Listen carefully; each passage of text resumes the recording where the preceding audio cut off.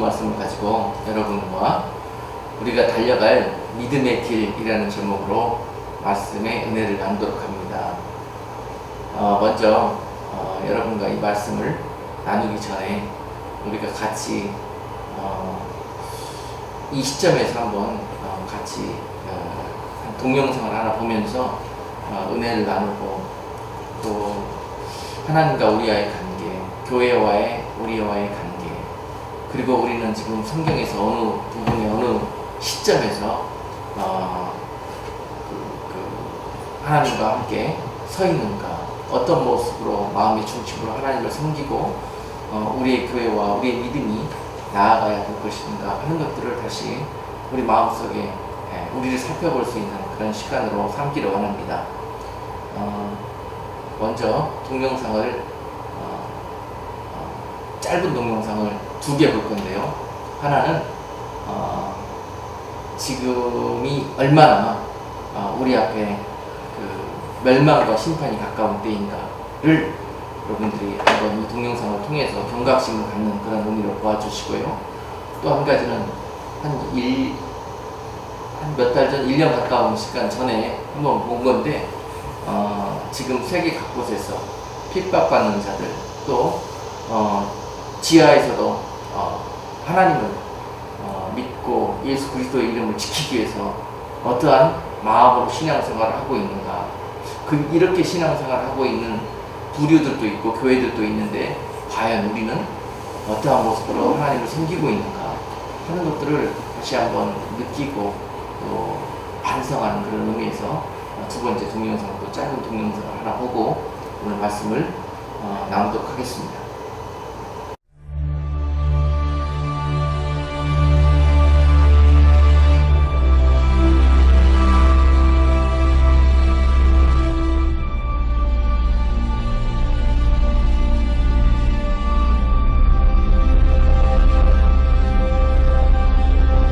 In the year 1912, the great ship known as the Titanic went down in the icy waters of the North Atlantic Ocean.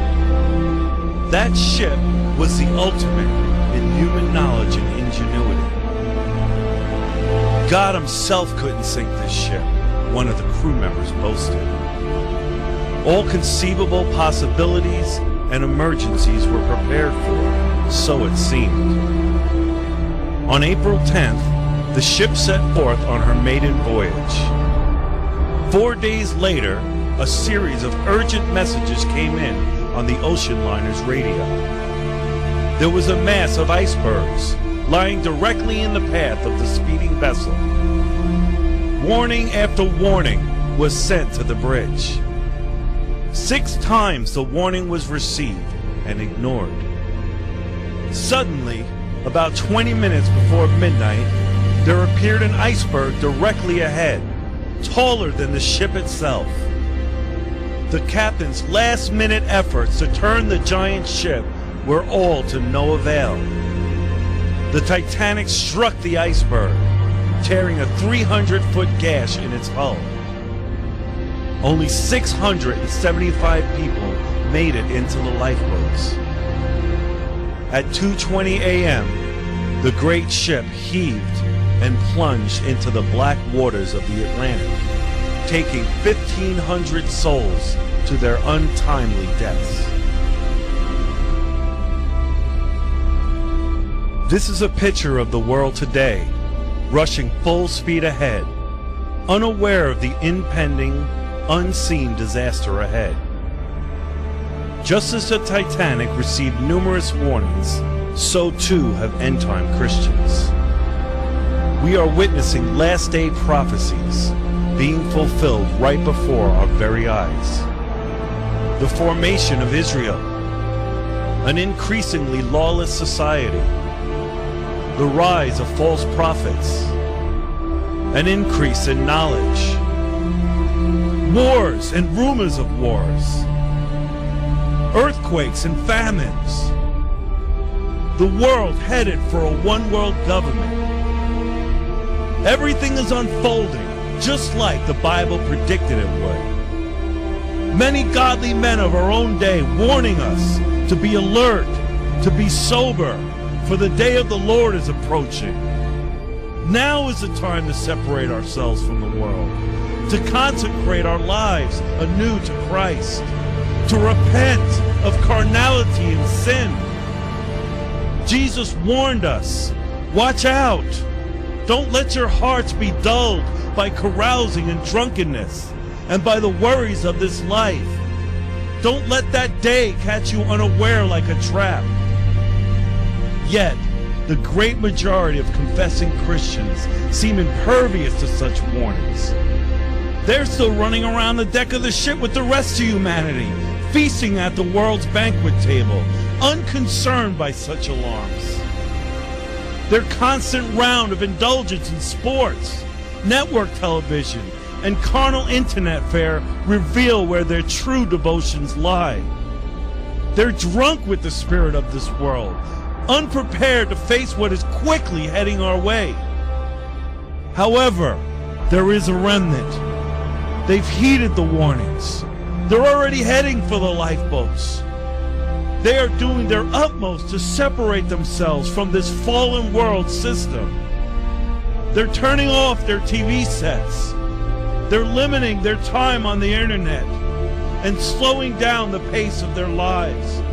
Their hearts are in heaven and their focus is on the eternal. What about you, dear friend? We can't continue to linger between two opinions, to live our lives with one foot in God's kingdom and the other in this world. The warning signals are clear. Come out of her, my people, lest you share in her plagues. Make no mistake about it, there's a giant iceberg just ahead. The time for frivolity is quickly coming to an end. The alarm bells are already ringing.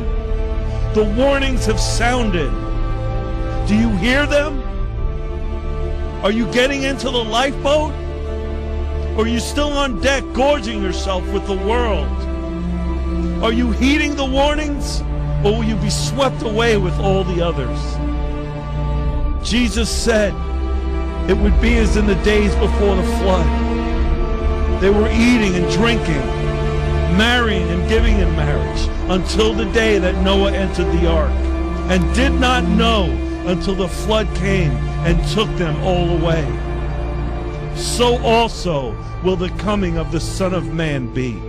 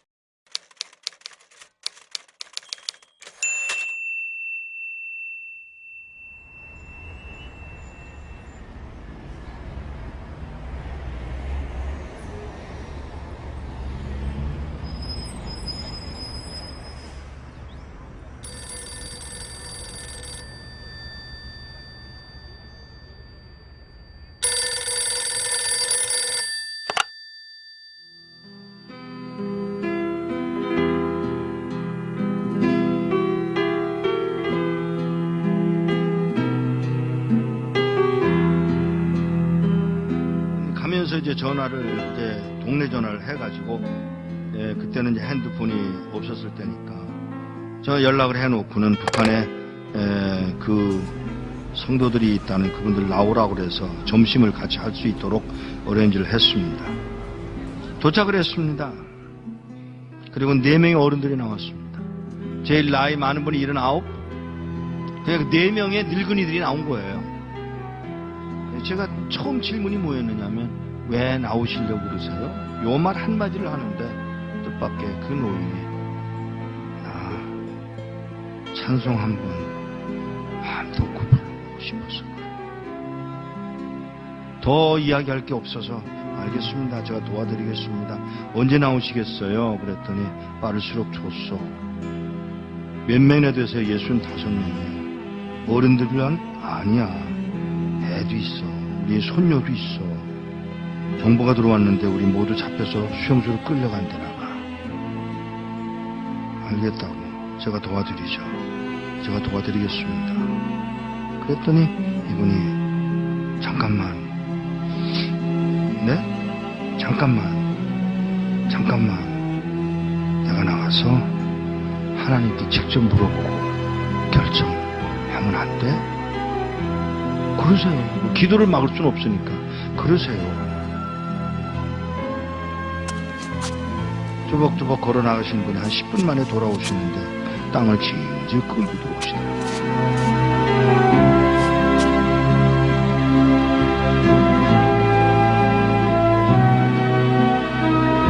왜 그러세요? 음성이 벌써 달라지셨어요. 나가서 물었소. 하나님, 저 미국에서 온 이목사라는 사람이 우리 도와주겠다고 왔는데 따라갈까요?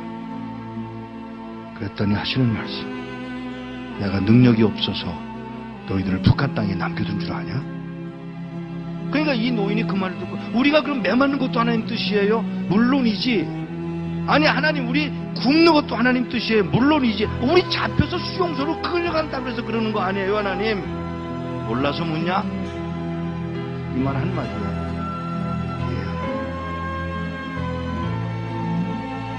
그리고는 저에게 그 얘기를 전해주고, 헤어지기 전에 인사를 하려고 이렇게 끌어안으려고 그러는데, 끌어안는 게 이게 익숙하지 않아요, 이 사람들. 그래서 제가 무릎을 꿇고 이렇게 내려다보는데, 그가 신고 온 신발에 구멍이 뚫려서 발가락이 이렇게 나와 있더라고요. 그 발가락에 제가 입술을 대고 키스를 했어요. 그리고 우는 동안에 제 목이 뭐가 떨어지더라고요. 그 할아버지가 울고 계신 거예요.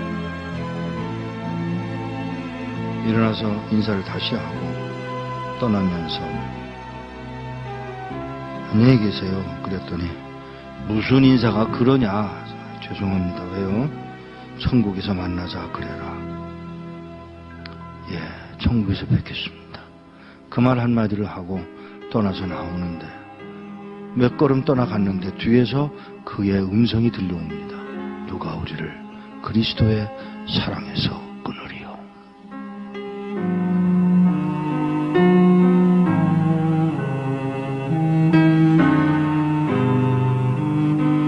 몇 년 후에 그곳을 다시 갔다가 저를 태워줬던 택시 운전수를 또 만났는데, 그 운전수더러 나를 기억하겠어? 그러고 물어요. 그래서 잘, 그랬더니 그때 몇 년 전에 와서 그 노인네들 만나지 않았어?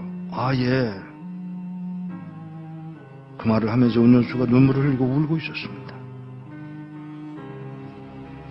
끌려가서 6명의 젊은이가 안 끌려가겠다고 덤비다가 6명은 매 맞아서 머리통이 깨서 죽고, 쉬운 9명 4, 5년 동안에 수용소 가서 병들고 굶고 매 맞아서 죽었답니다.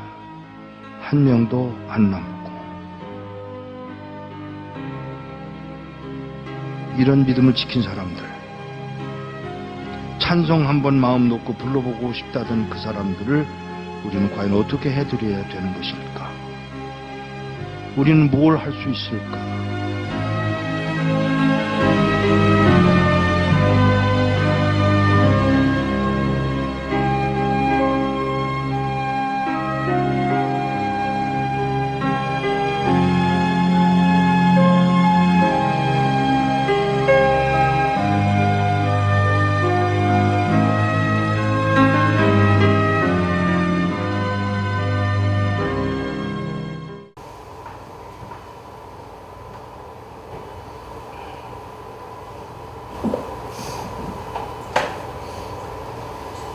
여러분, 마음이 숙연해지는 비디오죠. 얼마 전까지만 해도 멀리 떨어져 있는 남의 일처럼 그렇게 느껴지는 이야기였지만,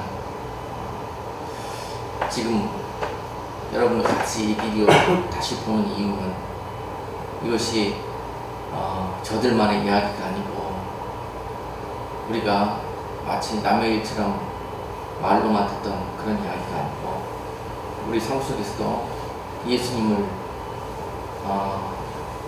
내 구주로, 내 믿음으로 끝까지 믿고 지키려면 우리도 이러한 핍박과 이러한 어려움들이 우리 가운데 찾아오지 말라는 법이 없다.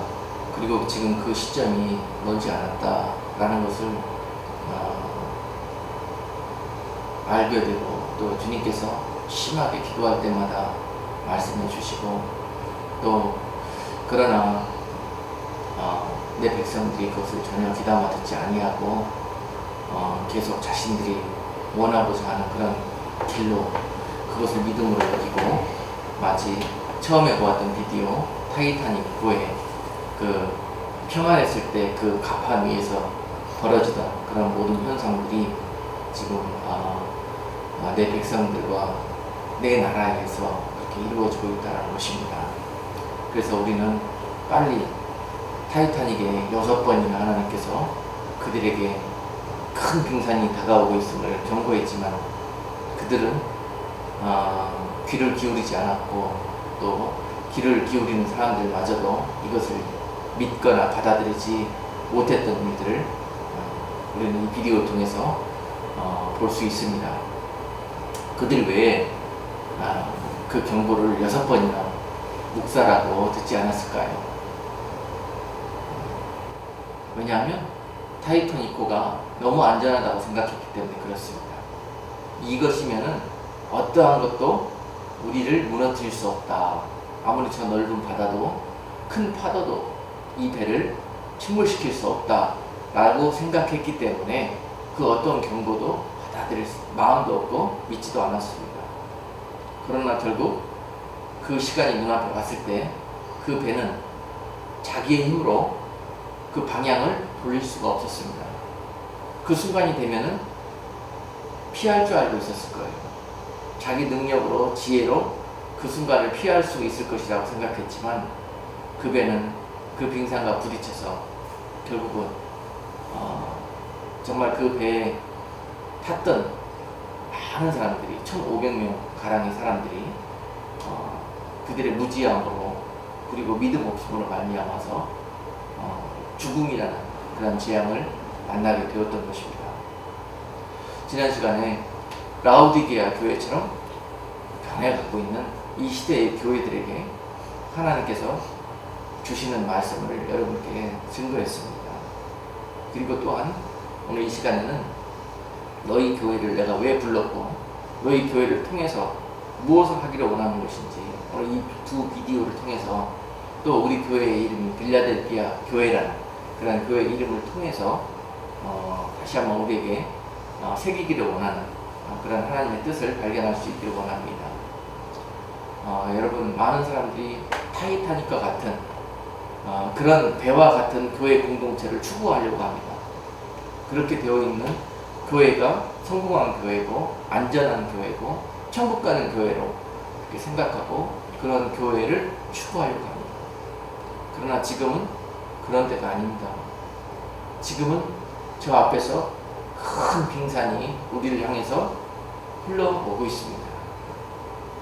언제 정확히 부딪힐지는 몰라도 결국은 조만간에 부딪힐 것이라는 것은 알고 있습니다. 아무리 배가 크더라도 안전하게 보일지라도 여기에 안전할 수 있는 배는 아무도 없습니다. 그러나 이러한 해프닝이 일어나는 것으로 끝이 아닙니다. 여러분, 믿음은 이 일 뒤에 우리의 믿음이 어떤 모습인지가 드러나게 되어 있습니다. 그래서 항상 눈에 보이는 그러한 것을 믿음이라고 여기지 마시고 오늘 본문에서 우리가 32절에서 읽은 것처럼 전날에 너희가 빛을 받은 후에 고난의 큰 싸움에 참은 것을 생각하라 라고 말씀하시고 너희가 빛을 받은 후에 고난의 큰 싸움을 참은 것을 생각하라. 신앙생활은요 고난이고요 신앙생활은 인내입니다. 아멘. 그러면서 믿음의 길을 걸어가는 것입니다. 아멘. 그래요. 그 은혜를 주시기 위해서 먼저 우리에게 빛을 주신 것입니다. 예수 그리스도께서 진리의 빛이 되시고 세상의 빛이 되어 주셔서 이 땅에 강림하셔서 이 땅에 오셔서 2000년 전에 우리들의 진리의 빛이 되어 주셨고 소망의 빛이 되어 주셨고 영생의 빛이 되어 주신 거예요. 그 빛을 우리에게 비춰 주신 후로 우리의 삶은 타이타닉처럼 그런 삶을 살아가게 되느냐? 아니라는 것입니다. 이 땅에서의 그 빛을 영접하고 구주로 고백하는 자들은 고난에 참여하는 삶을 살 수밖에 없어요. 그 주님이 십자가의 고난에서 이 땅을 살고 마치고 가셨던 것처럼 그를 믿고 따르는 무리들은 그 주님의 가셨던 그 길을 쫓아가는 삶을 살게 되고 있습니다. 그리고 예수님이 그 세상과 싸우며 그 진리의 빛을 비춰갔던 것처럼 선한 싸움을 싸워갔던 것처럼 그 예수님을 따르는 무리들도 또한 그 싸움에 인내하며 참고 승리하기를 원하시는 것이 우리 주님의 마음이십니다. 교회들이 이 일을 훈련하고 행하여 주시기를 원하십니다. 이런 교회들이 결국은 이 빙산이 밀려오는 때에도 결국은 그 빙산을 주님의 은혜로 피할 수 있게 될 것이요. 왜냐? 그들은 깨어있기 때문에 경고를 듣습니다. 그들은 겸손하기 때문에 주님의 말씀 앞에 쉽게 순종합니다. 고집부리지 않고 늘 주님의 뜻이 무엇인가를 깨어서 살피며 근신하는 삶을 살아가기 때문에 이 어려움과 이 재앙으로부터 피해갈 수 있는 그 길을 찾을 수가 있는 것입니다. 주님이 알려주시고 성령이 인도하시기 때문에 이것이 없었기 때문에 타이타닉호가 결국은 침몰을 하게 되었던 것입니다. 여러분, 많은 교회들이 또한 믿음의 길에 있어서도 그와 같은 종말을 맞이하게 될 것입니다. 오늘도 겸손한 모습으로 깨어서 성령의 음성을 귀 기울이고 그리고 그 음성 앞에 날마다 순종하며 겸손하고 깨어있는 삶을 살아가는 자들은 어떠한 환난과 적신과 기근과 어려움들이 온다 할지라도 그리스도 안에 있는 사랑을 끊을 수가 없습니다. 아멘. 이 땅에서 행여나 저들처럼 포로 수용소에 끌려가서 굶주리는 것도 메마른 것도 인내하고 참고 견뎌냈던 것처럼 그들에게는 당장에 그 죽음이 끝인 것처럼 보일지 모르나 절대 아니라는 것입니다. 그것은 오히려 그들에게 나와 그리스도 안에 사랑이 죽음보다 더 큰 농도와 깊이라는 것, 그 크기가 형용할 수 없다는 것을 표현하는 사건일 수밖에 없습니다. 아멘. 오늘 이러한 신앙과 믿음을 축복하는 교회가 몸된 교회이기를 주님의 이름으로 축복합니다. 아멘. 그리고 우리의 기도 제목이기를 원합니다. 아멘. 우리 교회의 비전이기를 원합니다. 아멘. 앞으로 다가올 우리의 믿음의 길은 이와 같은 현실이 눈앞에 기다리고 있습니다. 그리고 성령은 우리에게 알려주시고 경고하십니다. 깨어나라고요. 그리고 근신하라고요. 그런 자들에게 이 어려움이 그들을 덮치지 못할 것이다. 아멘. 주님이 지켜주시고 갈 길을 제시하시기 때문에 아멘. 어느 분이 제게 그런 말씀을 하셔요. 목사님, 그렇게 마지막 때를 외치다가 그 어려움과 그 핍박과 곤란한 일을 당하고 망해버렸으면서도 불구하고 아직도 정신 못 차리고 계속 그런 소리 하시고 그런 사역을 하십니까? 그런 말씀을 하시는 이유가 아마도 저를 생각해 주시기 때문에 그럴 거예요. 그렇죠? 그런데 저도 어려운 일 당하고 이런 일들을 겪으면서 사람인데요. 아이고, 이제는 내 할 일 다 한 것 같다. 이제는 좀 쉬어야 되겠다. 이제는 좋은 소리만 해야 되겠다. 이제는 타이타닉이 옳다고 하지는 못할 망정. 그래도 이제는 좀 지혜롭게 해야 되겠다. 뼈를 내는 마음이 왜 안 들겠습니까? 사람이. 그리고 누구보다도 제가 멍청하지 않습니다. 똑똑해요. 그런데도 그 마음이 들 때면은 기도할 때 하나님이 저 북한 수용소에 있는 지도자 할아버지에게 주셨던 마음을 저에게 주시면서 하염없이 눈물을 흘리게 하시는 거예요. 내가 그렇게 했다는 것입니다. 아멘. 그 일을 허락했다는 것입니다. 아멘. 그걸 통해서 내가 내 일을 하고 있다는 것이에요. 너희들은 그저 도구일 뿐이다. 아멘. 어떤 이들은 아주 세상적으로도 좋아 보이는 도구로 쓰이는 사람들이 있고 교회가 있는 반면에 너희와 같이 쓰임받는 교회와 도구들도 있다.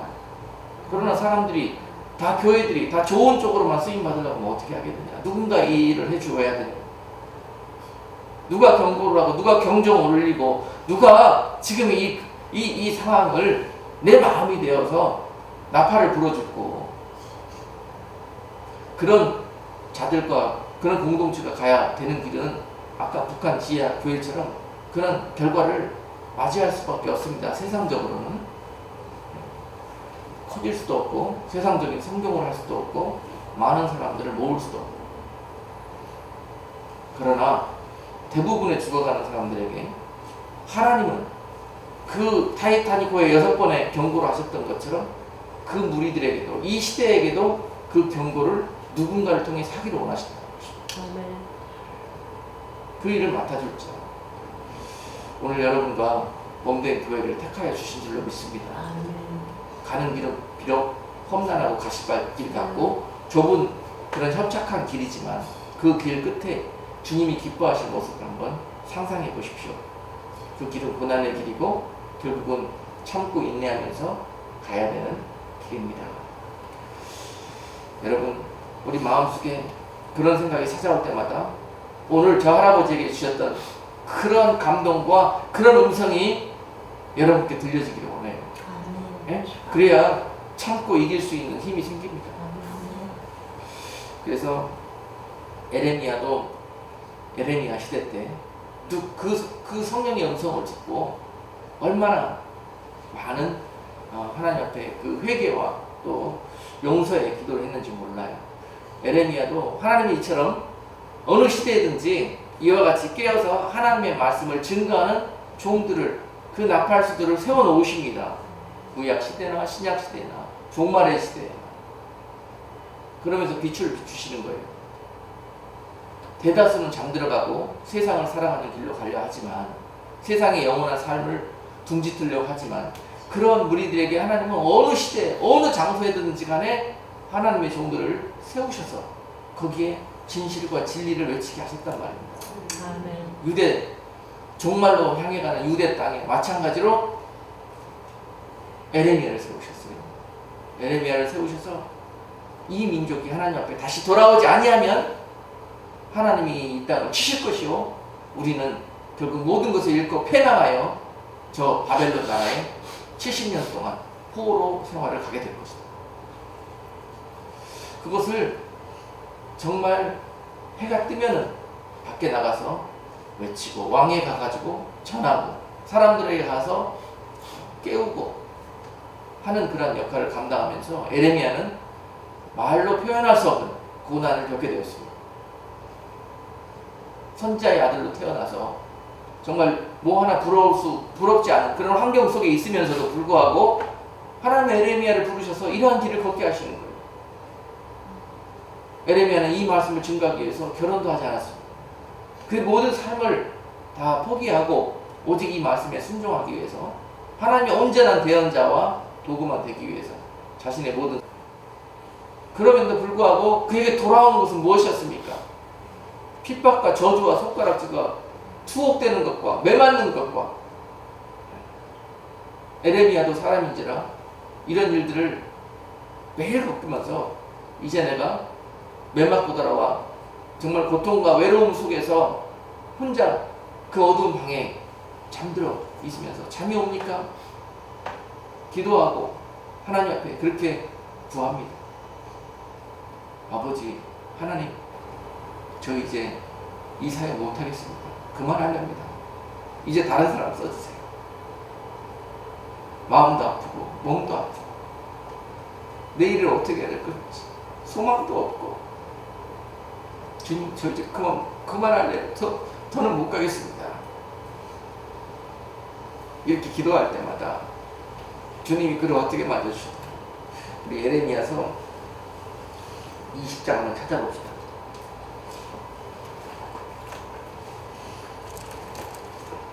에레미야 20장 7절부터 찾아서 우리 한번 9절까지 읽겠습니다.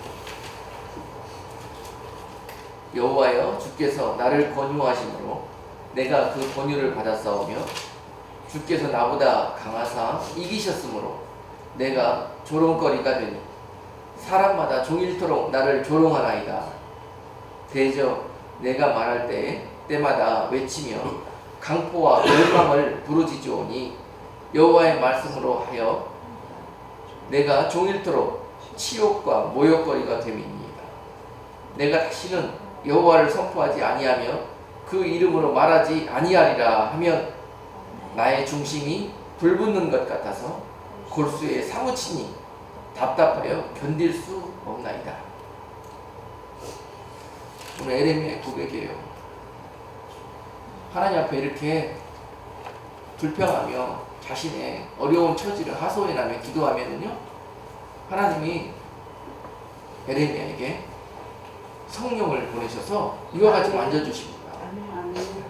이와 같이 만져주시면서 에레미야의 입은 더 이상 내가 여호와의 이름으로 말씀을 전하고 저들을 깨우는 일을 하지 않겠습니다. 저들은 나를 조롱하고 나를 맷질하고 나는 그들에게 이러다가 너희가 강포와 멸망의 종말을 맞이하게 될 것이라고 선포하면 저들은 나를 감옥에 가두고 더 이상 그런 말 하지 말라고 내 입을 틀어막습니다. 그리고 돌아와서 내일부터는 안 하겠다고 그렇게 하고 잠이 들러 가면 주님은 나에게 찾아오셔서 다시 내 마음의 중심에 불을 집어넣는 거, 성령의 불을 붙여줘 갖고 잠을 못 자게 해요. 또 일어나서 회개하게 만들고 또 다시 일어설 수 있는 힘을 주시면서 아침에 눈을 뜨면 맞았던 모든 상처가 아물게 하시고 고통스러웠던 심신의 피로도 다 제하여 주시면서 다시 한번 길거리로 나가는 겁니다. 다시 한번 저 위정자들과 왕에게 찾아가는 거예요. 그래서 하나님의 뜻을 했던 사역을 하면서 밤마다 울 수밖에 없었던 선지자, 바로 그분이 에레미야였습니다. 하나님께서도 저희들에게 이런 에레미야가 맡았던 사역을 이 시대에 맡아주기를 원하셔서 이곳에 몸된 교회를 세우신 줄로 믿습니다. 부족한 종을 이러한 계획을 가지고 하나님께서 주의 종으로 도구로 부르셔서 또한 이 일을 지금까지 맡겨주신 줄로 믿습니다. 물론 에레미야처럼 저도 날마다 눈물의 시간과 이 기도를 하지 않을 수밖에 없었고 결국 오늘 이 시간 여기까지 하나님의 은혜로 올 수 있었습니다. 이번에도 큰 어려움 많이 겪으면서 이런 기도가 나왔어요. 이제 더 이상 안 해야 되겠다. 내가 지어야 될 십자가는 이제 여기까지인 것 같다 라고 했을 때 에레미야에게 그 불을 주셔서 다시 마음의 중심에 그렇게 외치지 않고서는 나팔불지 않고서는 잠을 이룰 수 없는 마음이 뜨거워져서 마음이 답답해져서 세상을 보면은 도저히 주님의 마음이 내 마음 속에 있어서 그 흐르는 눈물이 내 눈 속에 있어서 이것을 견딜 수가 없는 거예요. 그렇게 만들으십니다. 아까 말씀드린 그런 분들은 저를 생각해 주셔서 세상적으로 그렇게 위로해 주고 건면해 주는 거예요. 그렇습니다. 그러나 이런 것들이 하나님 앞에서는 선한 일이 아닙니다. 결국은 그 타이타닉호가 침몰되게 된다면 이것이 하나님 앞에 씻을 수 없는 우리들의 악한 범죄가 되는 거예요.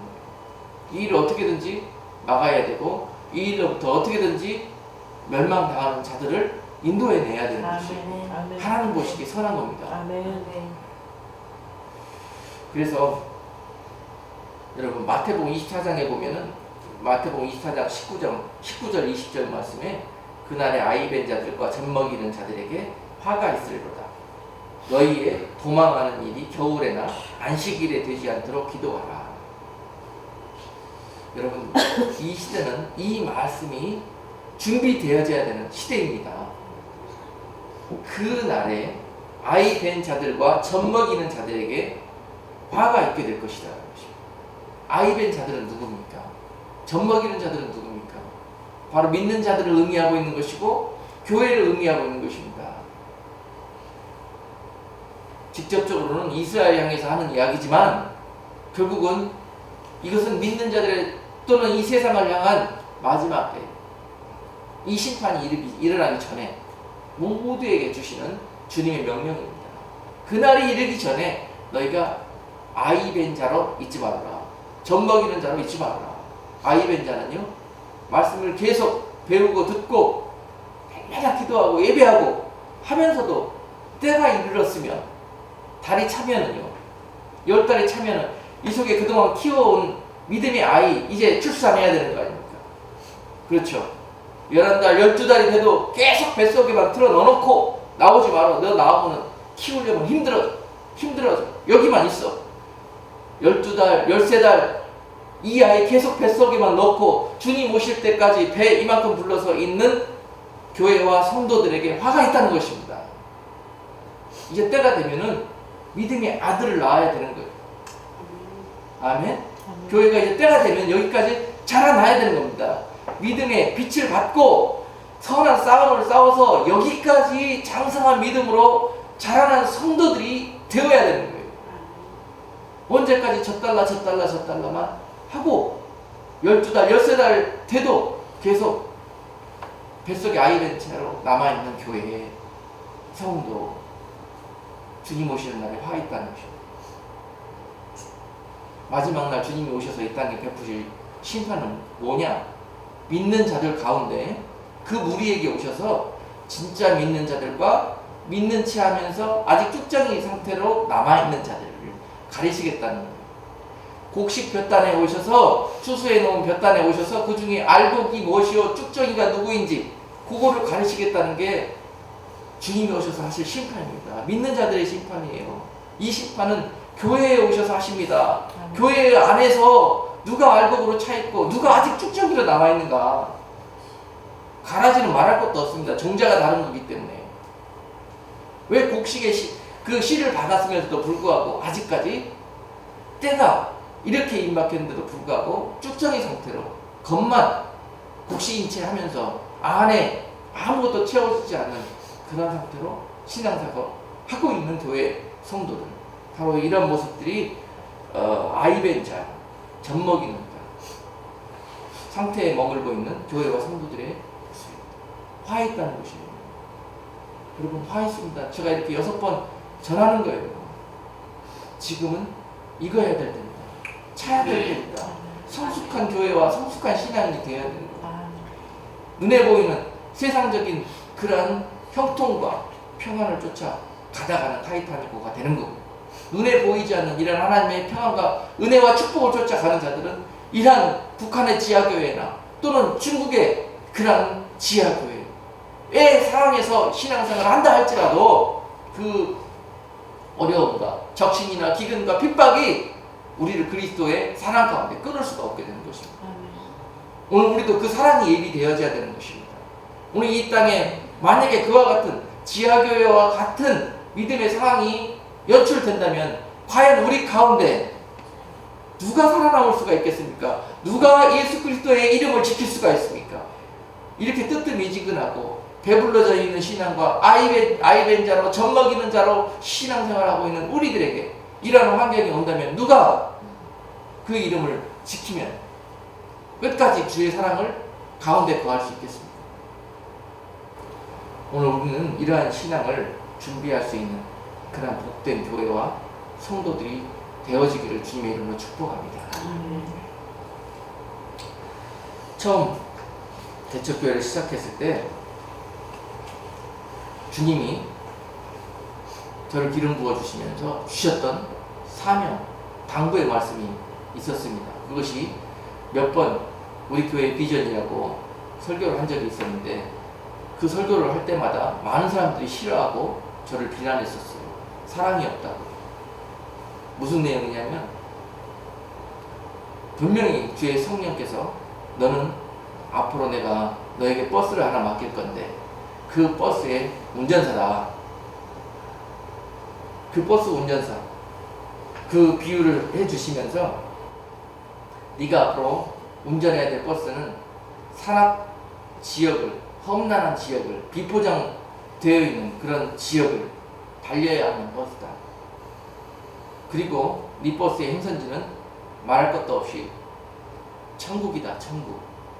천국으로 인도하는 많은 버스가 있겠으나 결국은 어떤 버스는 산악 코스도 달려서 천국으로 가야 되는 버스가 있고 어떤 버스는 평탄한 포장도로를 넓은 길을 달리면서 천국으로 가는 버스도 있을 것입니다. 여러 가지 코스의 길을 겪어서 올 수는 있겠으나 결국은 모두가 그 목적지는 하나님의 나라가 되어야 되는 것입니다. 아멘. 그런데 많은 교회들이 버스를 맡겨주면은 다 포장된 넓고 평탄한, 남이 보기에 다 먹음직스럽고 보암직스러운 그러한 길로만 운전해서 가려고 그런다는 것입니다. 그리고 아무도 산악 코스, 비탈진 코스, 비포장도로, 먼지나고 툴툴나고 에어컨 없는 버스, 이 버스는 타지도 않으려고 하고 그 버스를 몰고 그 길로 가려는 종도 없다라는 것입니다. 그런데 내가 너에게 그것을 맡기기를 원한다는 것입니다. 그러면서 몇 가지 하신 말씀이, 다른 버스들처럼 사람 많이 태우려고 코스 이탈하지 마라. 너는 주어진 코스로, 네가 가야 될 코스로만 가라. 사람이 얼마 타는지 내가 너에게 책임을 묻지 않겠다. 그러나 그거 싫다고 그 코스 이탈하면 내가 너에게 책임을 묻겠다는 것입니다.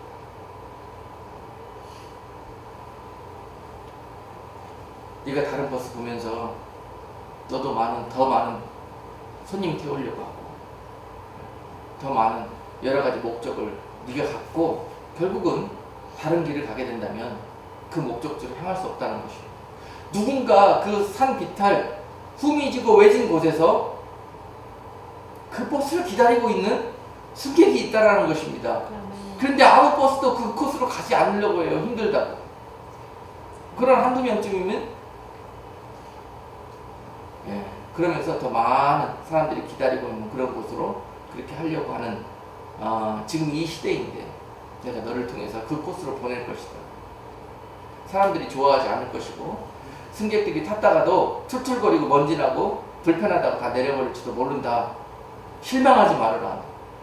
내가 다음 정거장에서 누구를 얘기하는지 네가 모르지 않느냐. 아멘. 때가 되면 탈자가 있을 것이요 때가 되면 타고 싶어도 내려야만 되는 사람들이 있을 것이다. 너는 오직 버스 운전만 해라. 내린다고 뒤쫓아가서 버스 세워놓고 그 사람들을 붙들려고 하지 말라는 것입니다. 결국은 마지막 피니시 라인에 들어왔을 때 내가 너의 모습을 보겠다는 것입니다. 달려온 코스로 그 과정도 보겠다는 것입니다. 중요합니다. 이것이 이 주의 종과 이 주의 종을 통해서 사역하시는 몸된 교회가 가야 되는 코스고 사역입니다. 그래서 항상 저는 아직도 이 주님의 처음 기름 부어주셨을 때 그 음성이 떠나가지를 않아요. 그리고 이것이 제가 세상에 존재하는 이유이고 목적이라고 생각합니다. 여기에서 떠나가면은 결국은 아무리 아름다운 육적인 열매를 가지고 주님 앞에 간다 할지라도 저는 마태복음 7장 21절 이후로 24절까지 기록된 대로 아무리 주여 주여 하고 선지자 노릇하고 아무리 큰 사역을 한다 할지라도 저는 불법을 행한 자가 될 것입니다. 지금까지 이 길을 걸어오면서 느낀 것이 예수님 시대 당시에도 그랬습니다. 예수님도 오셔서 사역하실 때 예수님이 걸어가셔야 될 그 루트로 가지 않습니까? 그 루트를 걸으시잖아요. 이 예수님이 걸어야 되는 믿음의 길, 구원의 길, 이것을 이해하지 못하는 그 백성들이 결국은 예수님을 십자가에 돌아가게 하신 거 아닙니까? 3년 동안 먹고 자고 하면서 배웠던 예수님의 제자들도 이것이 이해가 안 돼가지고 결국 예수님을 팔아버리는 거 아닙니까? 그렇습니다. 예수님께서 특별히 더 사랑하시는 사람들, 더 특별히 먼저 가서 부름을 불러주고 복음을 전했던 그런 지역들에서 더 이런 일들이 있었어요.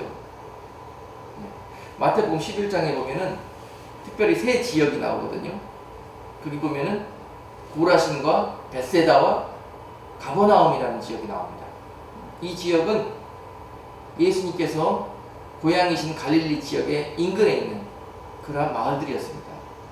그래서 예수님이 공생의 사역을 시작하시면서 이 지역에 돌아다니시면서 제일 먼저 복음을 전하고 그 지역에서 제자들을 불러주셨죠. 그런데 참 성경은 아이러니컬하게도 그 지역을 이렇게 표현합니다. 내가 너희에게 그렇게 첫사랑을 전하고 그렇게 너희 온 마음을 다해서 은혜를 주고 복음을 전했는데 도대체 너희에게는 왜 그 변화라는 것이 나타나질 않느냐.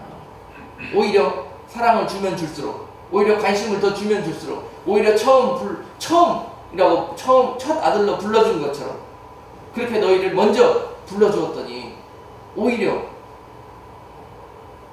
이 마음이 교만되어져서 이 마음이 오히려 주님의 사랑을 은혜로 보답하지 못하고 주님 앞에 어떤 모습으로 그들이 반응하게 되었는지 제가 마태복음 11장 20절에서 24절까지 말씀을 한번 읽어드리겠습니다.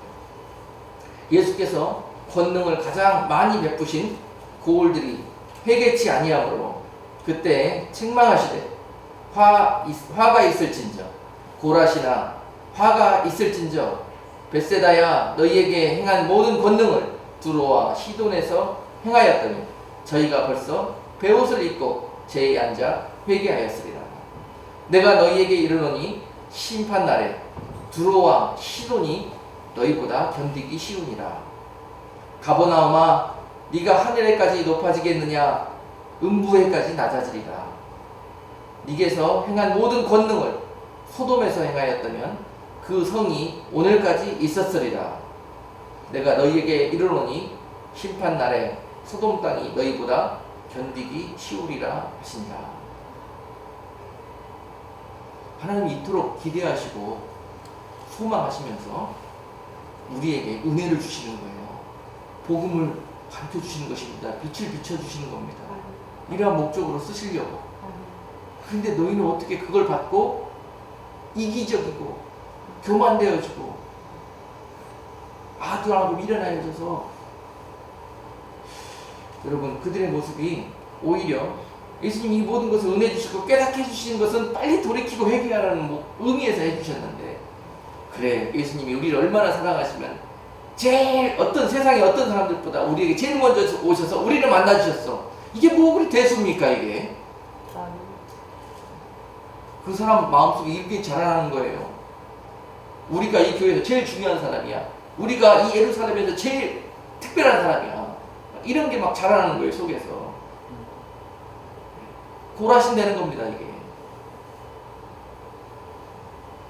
그랬어요.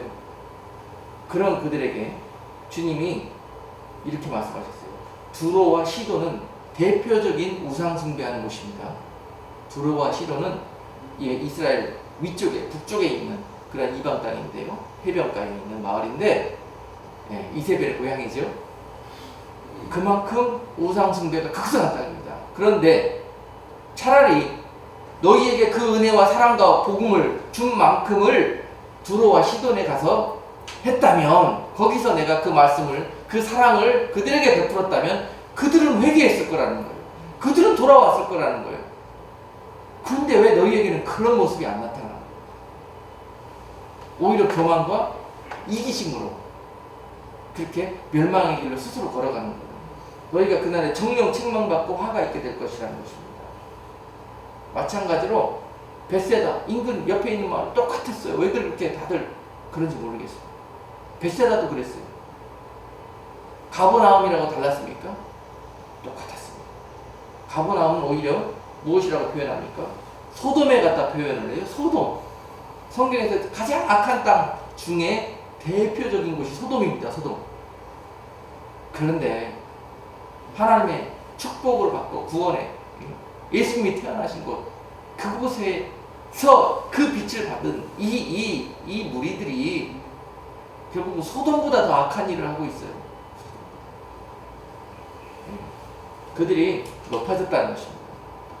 우리만 특별하고 우리만 정말 이렇게 예수님께서 정말 우리만 생각하시고 우리만 사랑하시고 다른 사람한테 가서 예수님이 뭐 하는 거 전혀 용납을 안 합니다. 마치 누가복음 15장에 나오는 탕자의 비유처럼 이렇게 첫아들이 돼가지고 성숙한 모습으로 예수님 아버지 부모의 마음에 합당한 그런 아들로 자라 있어야 되는데도 불구하고 그런 모습으로 있다가 결국 이러한 죄를 저질렀다는 것입니다. 가버나움아, 네가 하늘에까지 높아지겠느냐? 결국은 그날에 어떤 화가 임하겠느냐? 네가 음부보다 더 낮아지겠다는 거예요. 지옥으로 떨어진다는 겁니다. 자신은 예수님이 나만 구원하셨고 나만 축복받았고 나는 당연히 예수님의 모든 관심을 다 차지해야 되는 사람이라고 생각하는데요. 네가 지옥의 저 가장 밑부분까지 낮아지게 될 것이라는 것입니다. 음부까지 낮아지게 된다. 네게 행한 모든 권능을 소돔에서 행하였다면 그 소돔성이 오늘날까지 있으리라. 멸망당하지 않았을 거라는 거예요. 소돔도 회개했을 거라는 것입니다. 그런데 왜 고라시나 벳세다야, 가버나움아, 오늘 무슨 교회야, 무슨 성도들아, 왜 너희는 고라신과 벳세다가 가버나움이 가는 길을 가려고 하느냐?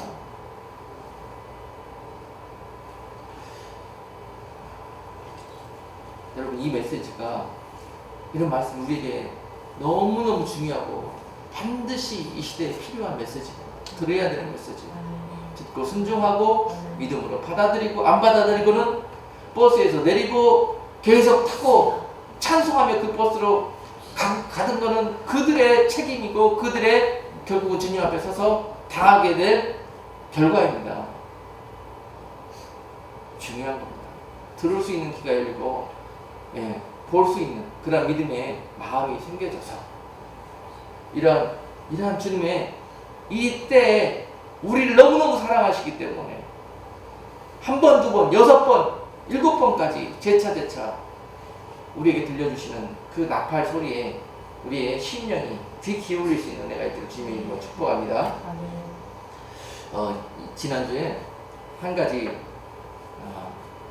아주 충격적인 그런 사건을 보면서 앞으로 달려가야 될 목회, 사역, 사명 감당하는 것, 이것이 정말 보통 힘든 것이 아니겠구나 그런 생각을 다시 한번 해보게 되었습니다. 그리고 아주 먼저 그 그림을 그려보면은 가고 싶은 마음이 없어요. 아주 그럴 정도로 지금 강팍하고 교만되고 이기적이고 종욕적이고 세상은 말할 것도 없이 하나님의 백성들과 하나님의 교회들이 이 벳세다 고라신 가버나움처럼 이렇게 가고 있다는 것입니다. 여러분, 지난주에 어떤 그 기사를 읽었냐면요, 한 교회에서, 이민 교회에서 그 교회 권사님이 이제 그 주에 장례식이 있어가지고 장례식이 갔는데 그 장례식에 그 교회 사모님도 같이 오셨더래요. 그래서 목사님 사모님도 오셔서 그 장례식에 참석했고 교회 권사님도 참석을 했습니다. 그리고 문제는 이제 이 장례식이 끝나고 나서 아나운스먼이 나오는데 이제 장례식 때 사용된 꽃이 아까우니까 이것을 가져다 쓰실 분이 있으면은 가져가시라고 안내 방송이 나오더래요. 그래서 이 권사님이 그 말이 이렇게 귀에 들어와가지고 자기가 가서 그 꽃을 픽업해다가 그 다음날 토요일이었기 때문에 주일날 이제 이 강단 장식하고 교회 장식하는데 그 꽃을 갖다가 썼대요. 그런데 이 장례식에 같이 갔다 온 사모님이 교회에 와보니까 지금 모습이 이렇게 돼 있는 걸 보고 이것은 하나님 앞에 예배 드리는데 또 바르지가 못하다 이런 생각이 있어서 결국은 그 꽃을 다 바꾸고 새로운 꽃으로 갖다가 놓았대요. 그리고 이제 주일을 맞이한 겁니다. 교회에 난리가 난 거예요. 그리고 또한 이 권사님이 이런 사건 중에서 이제 이 사모님에게 이야기를 듣고 이것이 잘못된 것이라고, 그래서 그렇게 되었다는 이제 자초지정을 듣고 본인은 회개한다는 의미로 인터넷에다가 이 내용을 올린 거예요. 그랬더니 그 기사를 읽은 대다수의 사람들이 10명, 100명이면은 99명이 그 사모 아주 못됐다, 아주 나쁘다, 그럴 수도 있지, 그렇다면 그렇게 댓글을 달아놨다. 지금 시대가 대표적인 우리 의대의 모습을 이 사건을 통해서 볼 수가 있는 거예요. 교회가 마치 10년 전, 20년 전, 50년 전만 같아도 아마 상상할 수 없는 일일걸요. 그런데 지금은 글쎄요, 저는 중심에서 많이 벗어났다고 생각합니다. 그리고 99명이 그렇게 이야기할지라도 한 명 누군가 그 소리를 해야 된다면 제가 할 겁니다. 아멘. 우리 목사 나쁜 사람이라고 해도 저는 해야 됩니다. 아멘. 대다수가 라우디게아 교회라는 그 교회 이름이 무엇을 의미하는 줄 아십니까? 라우라는 말은 시민들을 이야기하는 거예요. 디게아는 dignity, 다스린다는 걸 의미합니다. 즉, people, 사람들이 다스리는 교회, 그게 라우디게아 교회입니다. 교회 이름이 그런 거예요. 대표적인 민주주의를 아주 그 상징적으로 의미하는 교회가 라우디게아 교회입니다. 그러면 영이 죽습니다. 사람이 왕 노릇하고 주님 노릇하는 교회, 그렇게 되는 거예요. 그러면 라우디게아 교회에서 나타난 일들이 벌어지게 되는 겁니다. 그런데 그런 교회들에서 나타난 대표적인 현상, 결국은 99명이 일어나서 그 사모님이 나쁘다고 그랬을 거예요. 그 뭐가 잘못된 거예요? 어차피 쓰레기통에 버릴 거 한 번 더 쓰면 뭐가 어떤 써야 될 때가 있고 구별될 때가 있습니다. 아멘. 신앙생활은 구별하는 것을 배우는 겁니다. 아멘.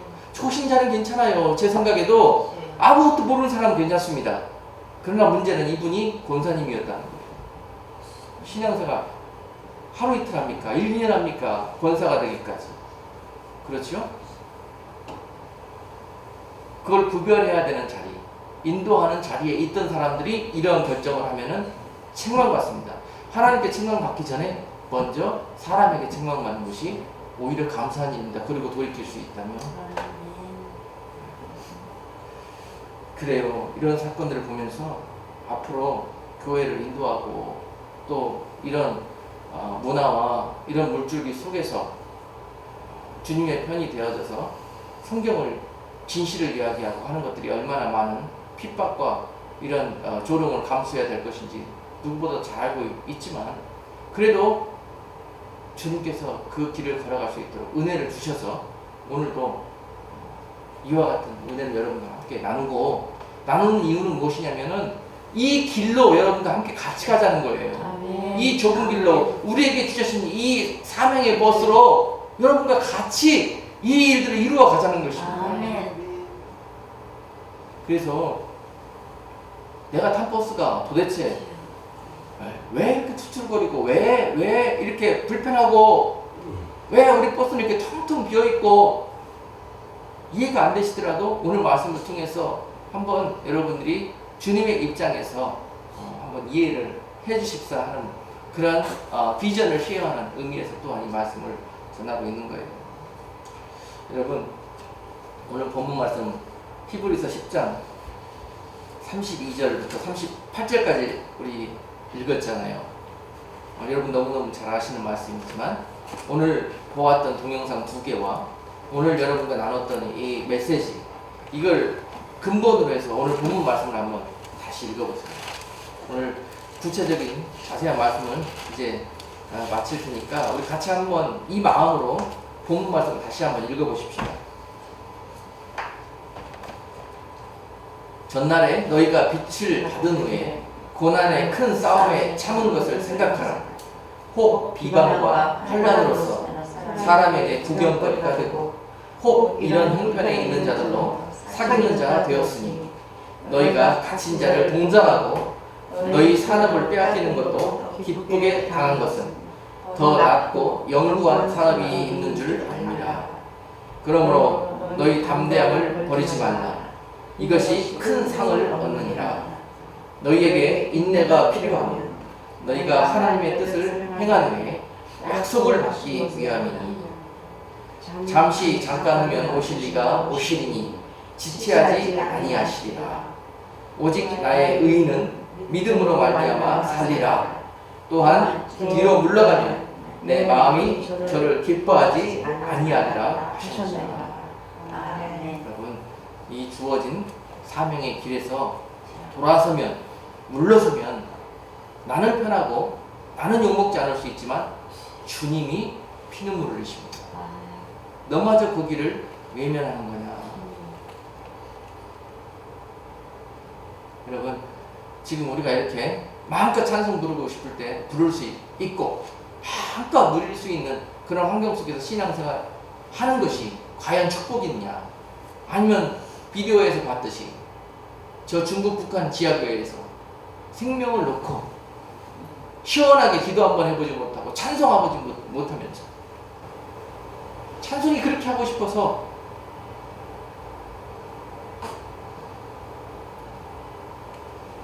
소리는 내지 못하고 입만 벌리면서 눈에는 눈물, 코에는 콧물 흘리면서 그렇게 부르는 찬송, 그렇게 드려지는 예배, 여러분, 이 두 교회에서 드려지는 예배 중에서 우리 하나님은 어떤 예배를 받으시겠습니까?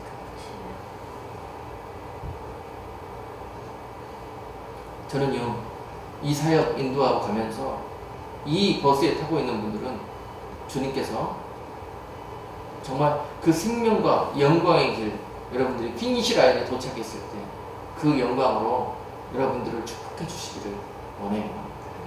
아멘. 그런 마음으로 내가 지금은 저들이 이해하지 못해서 돌 던지고 욕하고 버스에서 내려버리고 그럴지라도 여러분, 그 날에 주님께서 만나주실 그 날을 보면서 갑니다. 아멘.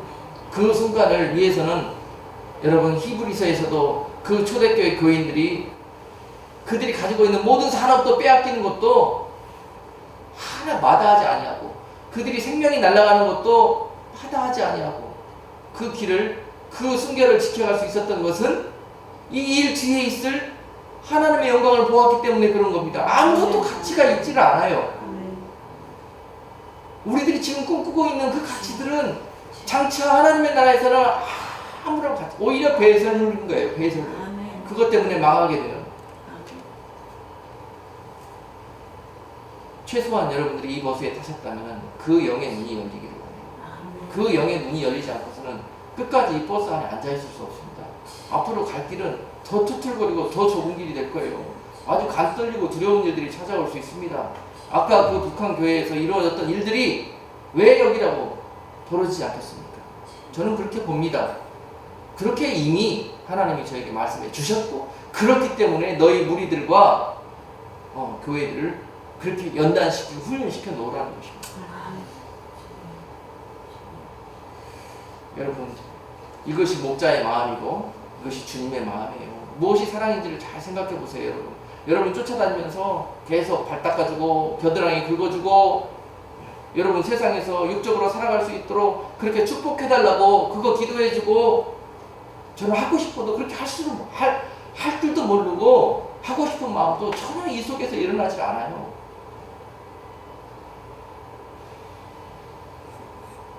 저한테 육적인 사랑은 기대하지 마세요. 없습니다. 모릅니다. 그런 거. 저는 여러분들을 빛으로 말씀으로만 인도하고 갈 겁니다. 무엇이 진리이고 지금 이 순간 무엇을 놓고 우리가 힘써야 되고 기도해야 될 것인지 그것을 놓고 갈 거예요. 사도 바울이 결국은 초대교회 때 이와 같은 사명의 집을 맡고 그 길을 걸어갔습니다. 매를 맞은 것도, 퇴장으로 맞은 건, 무엇으로 맞은 건 다 해서 정말 술로 헤아릴 수 없이 맞았고, 감옥에 갇힌 것도 한두 번입니까? 그 복음을 들고 또한 배 풍랑을 만나서 물에 빠져 죽을 만한 위험을 만난 것이 한두 번입니까? 강도를 만난 것이 한두 번입니까? 복음을 전하다가 대적하는 무리들에게 몰며 맞아 죽을 뻔한 경우가 몇 번이었습니까? 쫓기다가 저 성벽에서 밑으로 줄을 타고 도망갔던 때가 몇 번이었습니까? 그 모든 사명의 길을 마치고 사도 바울이 사도행전 20장 20절에 24절에서 이렇게 말씀하십니다. 나의 달려갈 길과 주 예수께 받은 사명 곧 하나님의 은혜의 복음 증거하는 일을 마치려 하면은 나의 생명을 조금 더 귀한 것으로 여기지 아니하리라. 사도 바울이요, 이 모든 사역을 마치면서 결국은 나의 생명도 조금도 귀한 것으로 여기지 아니하였다고 자신을 고백하고 있습니다. 그런 마음을 가졌기 때문에 하나님이 그를 쓰실 수 있었고 그를 통해서 그러한 놀라운 복음의 열매들이 나타나게 되었던 것입니다. 그러나 실제적으로는 그의 사역은 타이타닉호와 같지 않았습니다. 조그만 돛담배처럼 그 배에 몸을 싣고 그 파도를 헤쳐가면서 방방곳곳을 다녔던 것입니다. 나는 내 목숨을 전혀 귀한 것으로 여기지 아니하였기 때문에 이러한 순종을 드릴 수가 있었던 것입니다. 마지막으로 사도 바울이 디모데후서 4장 7절로 8절에서 이러한 길을 걷고자 하는 무리들에게, 그러한 종들에게 이와 같은 귀한 말씀을 남겨주십니다. 디모데후서 4장 7절, 내가 선한 싸움을 싸우고 나의 달려갈 길을 마치고 믿음을 지켰으니 이제 후로는 나를 위하여 의의 면류관이 예비되었으므로 주 곧 의로우신 재판장이 그날에 내게 주실 것이니 내게만 아니라 주의 나타나심을 사모하는 모든 자에게니라 라고 말씀하십니다. 여러분, 결국은 하나님의 이 모든 사명을 완수하고 감당하고 피니시 라인에 들어갔을 때 주님께서 그 버스 운전사에게만 면류관을 걸어주시겠습니까? 메달을 걸어주시겠습니까? 행여나 그 버스가 비탈길에서 좌초되어서 수렁에 빠져서 더 이상 전진할 수 없을 때 내려서 그 버스를 뒤에서 밀고 앞에서 끌며 같이 그 길을 걸어갔던 그 무리들에게 그 사도 바울과 같은 영광이 함께 주어진다는 것입니다. 그 순간을 소망하면서 사모하면서 걸어갔던 모든 자들에게 그 의의 면류관이 예비되어졌다고 말씀하고 있어요. 그러나 그 면류관을 쓸 사람들은 극히 적다는 것. 많은 사람들이 평탄한 길과 고속도로로 그렇게 넓은 길을 쫓아서 그 의의 면류관을 쓰려고 하지만은 평탄하고 호화로 그런 코스들로 달려온 사람들에게는 면류관이 허락되지 않습니다. 그날에 결국은 누가 주님과 함께 다스리는 면류관 쓰고 왕노릇할 자요, 그날에 누가 그 나라에 그냥 백성으로 살아가겠습니까? 잘 생각해 보십시오, 여러분. 절대 하늘나라는 평준화가 아닙니다. 너나 나나 가는 것도 아닙니다. 예수님과 그 구원의 언약을 맺고 그 사랑을 지켜가면서 그런 자들만 가는 곳입니다. 그러므로 오늘 여러분, 우리 교회 빌라델피아 교회라는 그런 사명 주시면서 적은 능력을 가졌지만 내가 너희를 정말 이 땅에 가장 필요한, 나의 나라에 가장 지금 이 시점에서 필요한 그러한 도구로 내가 너희를 불렀으니 제발 뒤로 물러서지 아니하고 포기하지 아니하고 이 사명을 감당해 주기를 원하노라 하시면서 오늘 성령을 물붓듯이 이 마지막 때 우리에게 물붓듯이 우리에게 은혜를 주시면서 이 길을 걷게 하실 것입니다. 아멘. 마음이 변화되지 않고 중심이 이 마음을 믿음으로 보지 못하면 절대 갈 수가 없고 버스에 탈 수가 없는 거예요.